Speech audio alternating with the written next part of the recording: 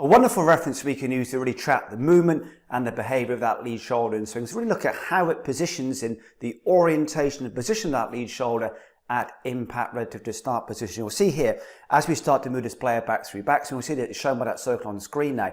This is the three-dimensional trace, the path of how that lead shoulder is moving in swing. But a wonderful reference we can then start to use as they start to move in the downswing. You'll see the orange path now, which is very much the downswing phase, is how that lead shoulder is positioned at impact relative to its start position. So certainly in many, for sure there's always the caveat and the exception, but certainly for many, we start to explore how that lead shoulder moves through impact invariably as they move into and through that impact position. As we go now to the impact position, you'll see here how it's above and elevated, but on top of its start position. So very much now shown by that line on screen, how that lead shoulder starts to elevate and move up, but remains on top of its start position. So in response, say for example, some of the ground reaction forces, the movement of the spine, how the hands move, for example, how that lead shoulder can elevate but remain on top of its start position through impacts. This is a wonderful reference to use to then really explore kind of how that lead shoulder moves and swing. However, an example we can then display, for example, of a more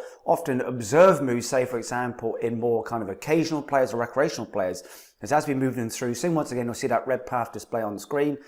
And this is a very common movement you'll see often then in sort of more established players or players that very much move this way in transition, that orange path goes down and gets excessively, as the player would see it left or head off for the right-handed player, for left-handed player simply invert this.